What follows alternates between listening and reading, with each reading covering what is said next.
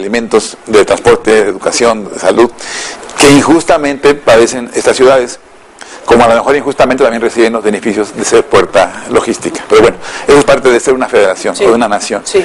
Entonces, en ese sentido, nosotros, ¿qué decimos como legislativo? El Ejecutivo Federal, en los diferentes gobiernos que ha habido, tratan de hacer políticas públicas para resolver ese problema, de la concentración, del trata de personas, del tráfico de mercancías, del intercambio de cultura, inclusive del problema delictivo.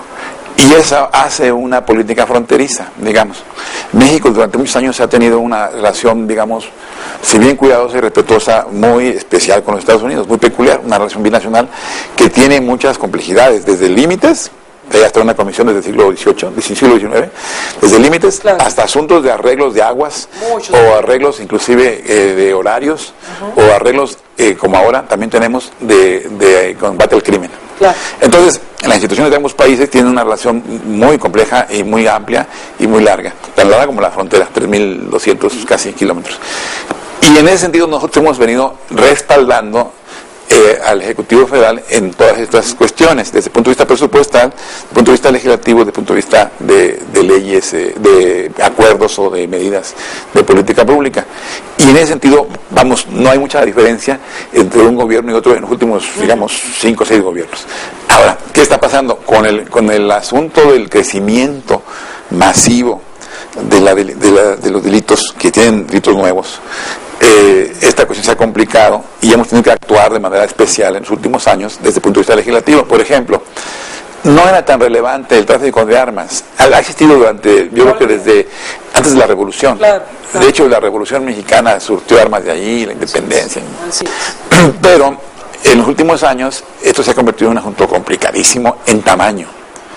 Se dice en los estudios que hay, porque además no hay nada así preciso, que México tiene entre 2 millones y 15 millones de armas ilícitas, 95% procedente de los Estados Unidos, por lo cual se estima que hay un trasiego diario de armas de Estados Unidos para acá.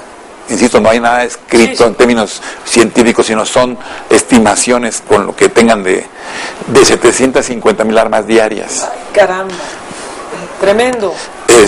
Perdón, 2,000 armas diarias, 750,000 al año. Al año, sí, ya. Entonces, cuando estamos hablando de esas cantidades, pues, entonces si hay 2 millones o 15 millones, hablamos de un rezago de varios años de provisión de ilícitos. Sí. Armas que ahora tienen una explicación porque se han multiplicado los gangs. Y como se han multiplicado los gangs, la competencia se ha multiplicado y la relación entre ellos ya es prácticamente de confrontación, digamos, armada. Entonces eso se ha creado un mercado. Aparte del mercado tradicional de armas ciudadanas que aquí también tenemos desde hace muchos años. Sí, pues permisos hay más de 5 millones en la Secretaría de la Defensa. Permisos, Permisos, más. Entonces imagínate. No existe. Porque México también tiene una tradición de ese tipo, ahí nuestra cultura, digamos, general. Ahora, ese asunto es un asunto nuevo y ha creado necesidades nuevas. México tuvo que firmar ya tratados para la comercialización, la construcción y la importación y exportación de armas con América y con otros países, precisamente tratando de establecer un control de eso. Segundo, hemos hecho gestiones desde la Cámara, puntos de acuerdo legislativos al gobierno, y el gobierno a su vez con los Estados Unidos, para tratar de resolver ese problema en el nivel diplomático y en el nivel de la propia legislación local y federal de los Estados Unidos. Entonces saben bien que desde 2004 para acá hay un problema creciente porque ocurrió un fenómeno legislativo en los Estados Unidos. La ley que disponía la congelación de armas federal, que estaba suspendida durante 10 años, esa comercialización de armas de alto calibre, se suspendió en el 2004. El presidente Bush la dio por terminada, no la renovó y quedó pendiente. Y entonces, en este momento, todas las armas que estaban prohibidas de comercialización, pues quedaron libres. Eso es uno. Segundo, en los Estados Unidos la mayoría de la legislación de armas es local. De hecho, tan locales que cada estado tiene diferentes. Unas son muy, digamos, aceptables, como la de California, y otras muy difíciles, como la de Nuevo México y sobre todo la de Texas, en donde prácticamente usted puede ir a comprar un tanque de guerra y se lo venden. Sí. Y puede ir al otro día y comprar otro y también se lo venden. Es decir, está prácticamente libre, no solo en el sentido de venderlo o comprarlo, sino de datos y antecedentes. Correcto. Eso hace un problema muy complicado para nosotros. Y nuestra dificultad consiste en que no hemos podido estructurar una policía fronteriza suficiente para que pare eso. si es que fuera parable, porque digo, hablamos de cientos de miles. Y como es una cuestión muy amplia, una frontera muy larga, muy porosa, en donde hay 37 ciudades, pero hay 3.200 kilómetros, pues es muy complicado. Claro. Entonces, el asunto es comercial, es del tamaño de la magnitud, son los gangs acá, y son las legislaciones que, insisto, son muy laxas en lo local, y la federal que quedó suspendida en cuanto se refería al congelamiento de estas comercializaciones. Entonces, pues lo que estamos haciendo nosotros allí es, con el presidente Calderón y con el Senado, es, bueno, vamos a apretar para que eso pueda cambiar y pueda ayudarse a que la legislación federal que estaba congelada vuelva a ser vigente. El presidente Obama se comprometió en la campaña, no lo ha podido hacer. No, y no creo que hay senadores en los Estados Unidos, el senador Charles Schumer y otra representativa del Congreso que están empujando una iniciativa para restablecer eso. Y hay otras iniciativas en ese sentido, pero vamos, es un asunto complicadísimo. Y con respecto al gobierno federal y al papel de ustedes para destinar el gasto público al desarrollo social de las fronteras, le insisto muy particularmente en Juárez, y a los programas sociales, porque a veces se dice, yo he escuchado funcionarios del gobierno federal que dicen, es que en Juárez no hay pobres. Entonces, bueno, espérame. O sea, me explico. Sí, me queda claro. Una falta de conocimiento. Mira, hablamos de las armas, pero ahorita vería rápidamente dos cosas y llego a lo que me planteas. El otro asunto es el asunto de los migrantes de Centroamérica. Correcto.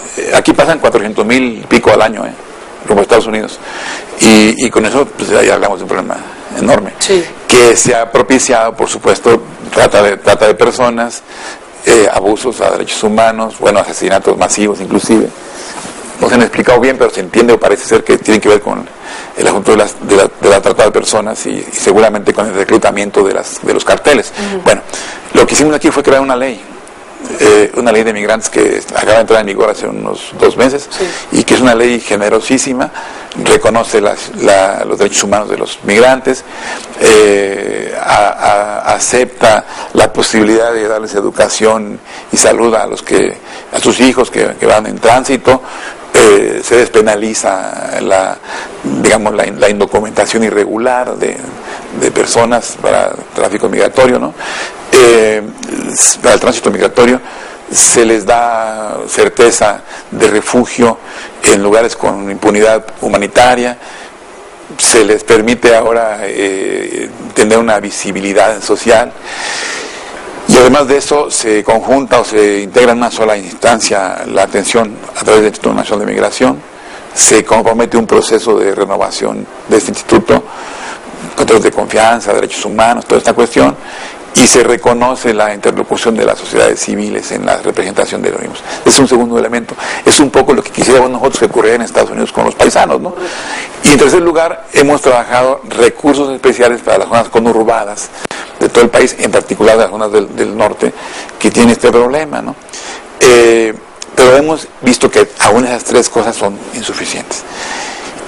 Hace poco, una diputada de Ciudad Juárez, diputada Zapata, Regina Zapata, propuso en la plenaria del PRI de hace un año la creación de un fondo de apoyo fronterizo especial, junto con lo que estaban planteando otros diputados de la frontera de Tamaulipas y de Tamaulipas fundamentalmente, y de Matamoros es el diputado Baltasar Hinojosa, y de Nuevo Laredo Cristabel Zamora.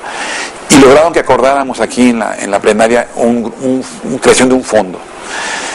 Después el diputado Hinojosa retomó el asunto, que es un diputado de Matamoros, Tamaulipas, y pudimos plantear en la Comisión Permanente del Congreso de la Unión un punto de acuerdo para que Hacienda mandara un proyecto en el presupuesto de un fondo.